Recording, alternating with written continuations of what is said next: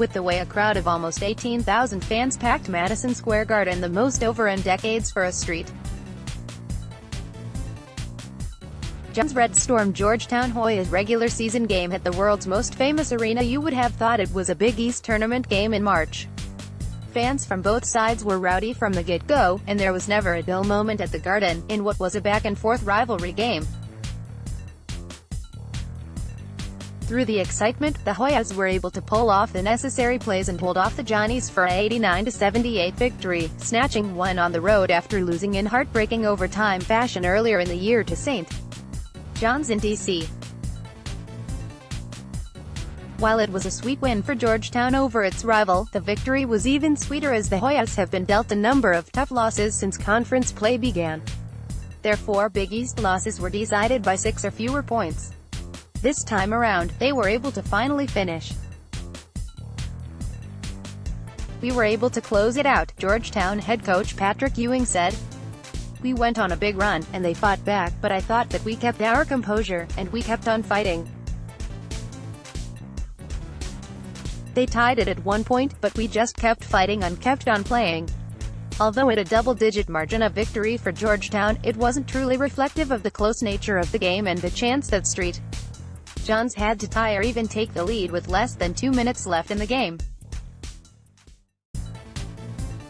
Down 79-77, the Red Storm fought its way back into the game and L.J.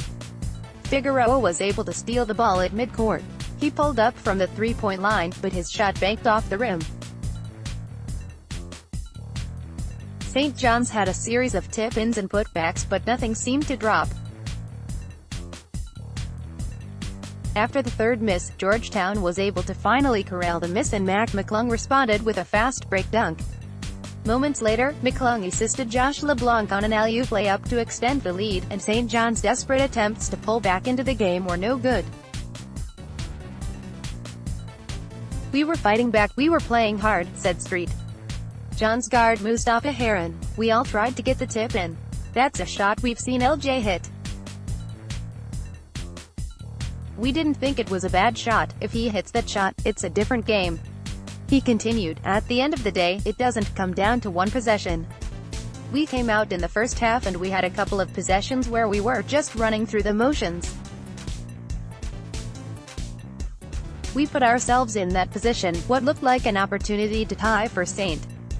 John's, quickly turned into a series of unfortunate events for the Johnnies, as the Hoyas got the spark to begin a 10-1 run to solidify their win. We've been in every game so far, but we've just been making mistakes on our end," said Georgetown big man Jesse Govan.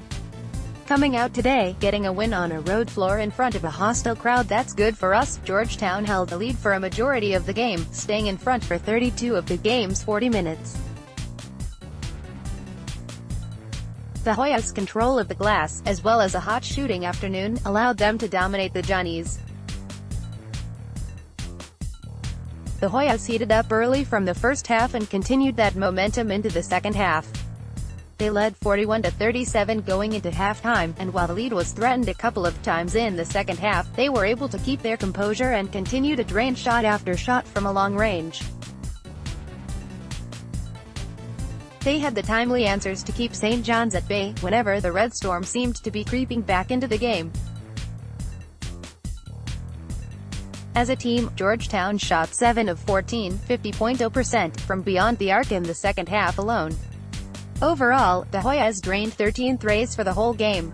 "We believe we have a lot of good shooters on our team," Ewing said. "We have good shooters and we can move the ball. They did a good job at doubling Jesse from behind, and our guys stepped up and did a good job at hitting shots." McClung, the freshman Georgetown guard, scored a game-high 25 points in the win. He also had 5 boards and 5 assists. Govan chipped in 20 points and 9 rebounds, while LeBlanc finished with 15 points. For St.